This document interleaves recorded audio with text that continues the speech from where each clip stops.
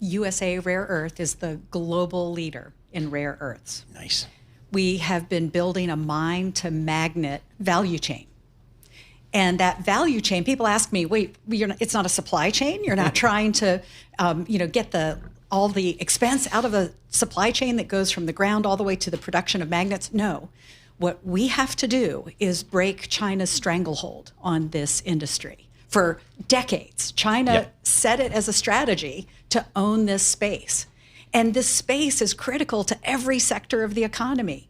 Permanent magnets and rare earths are in everything from semiconductors to jet fighters to, frankly, our communication devices. And so the fact that at a moment's notice, China could cut that off puts us at extreme risk. And what we're doing at USA Rare Earth is strengthening mining, processing, metal making, and magnet making so that we can break that stranglehold and supply the world. Does this country, sort of in-house, if you will, have enough to do that? In the country itself, we have access to the minerals that are needed, yes. You've seen MP come to market with light rare earths. You may have seen us announce our intent to build a mine in Round Top Mountain in Texas that is rich in heavy rare earths. Between those two, the U.S. has domestic supplies that would fuel this marketplace. But the fact is, we can and should work with allies to make sure that we make use of other deposits around the world, build a resilient and a supply chain for actual magnet production that takes advantage of a value chain with optionality.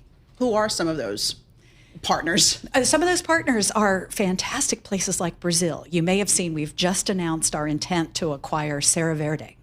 Serra Verde is a company that has opened the Pela mine in Brazil, producing all 4 magnetic rare earths, light rare earths as well as heavy rare earths. And the mine there has a 15-year, 100% offtake agreement with a special purpose vehicle funded by multiple government agencies, U.S. government agencies, as well as private investors. So here we have a producing mine in Brazil that can bring those essential elements into our economic and defense interests. So what is the goal for the U.S., do you think, in terms of rare earths? Is it a realistic goal to become completely independent of China and maybe some other nefarious actors or non-allies, I guess I should frame it? Is that even possible? It is possible. Okay. It is possible. In fact, necessary. The founders of USA Rare Earth actually recognized well before China's disruptions that with the growth of technology, physical AI, China may very well consume all of their resources and might not be able to supply those to the rest of the world. Therefore, the folks who invested in the Pela mine in Brazil well over a decade, as well as the board of USA Rare Earth, said this is a great investment opportunity. So we do have the capacity outside, but more importantly, we need to do this. You'll see this as well as other segments of our economy where we've allowed China to take a leadership role. And frankly, it's dangerous. Yeah. Talking to Barbara Humpton, CEO at USA Rare Earth. Got to talk about the role of the federal government here, the U.S. government taking a 10% stake in the company. How does that change things, if at all, in your mission or how you're getting to attain your mission? Well, and actually, I should clarify that when the deal is completed, signed, it'll be less than a 10% stake. Okay. And by the way, this is with the Department of Commerce. The USA Rare Earth worked with the CHIPS Program Office.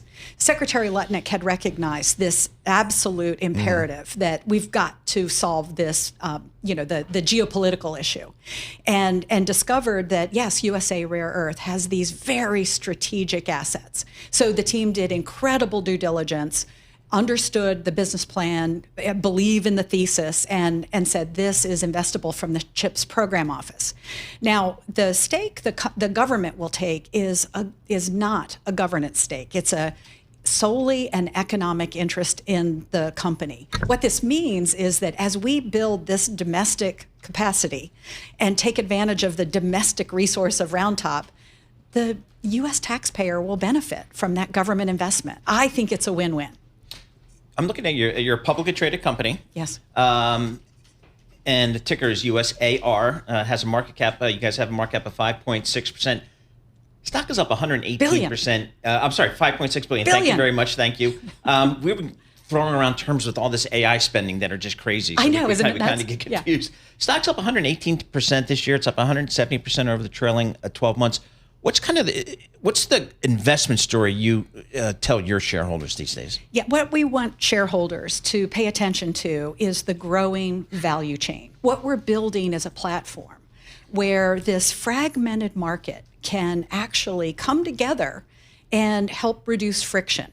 If you were to go around this marketplace today outside of China, what you would find is the survivors who lived through all of decades of disruption by China. Yep. They are gritty, they are tenacious, but most of them are rather small and many have been starved for investment. I'll take less common metals, the only scaled producer of heavy rare earth metals, alloys, and strip cast outside of China. USA Rare Earth acquired them last fall, and this premise of now they have surety of offtake because we need their materials to make magnets, and they also have our help in finding sources of oxides for their metal making. Once we can work across the value chain, have the business leaders of these value chain businesses, the segments, the links in the chain, once they can understand, here's how we see the marketplace scaling, they can have the confidence to invest and grow their businesses. So we've been working with people, sometimes in M&A, sometimes in partnerships, supply agreements, offtake agreements. We've got to align ourselves for a growing supply chain outside of China.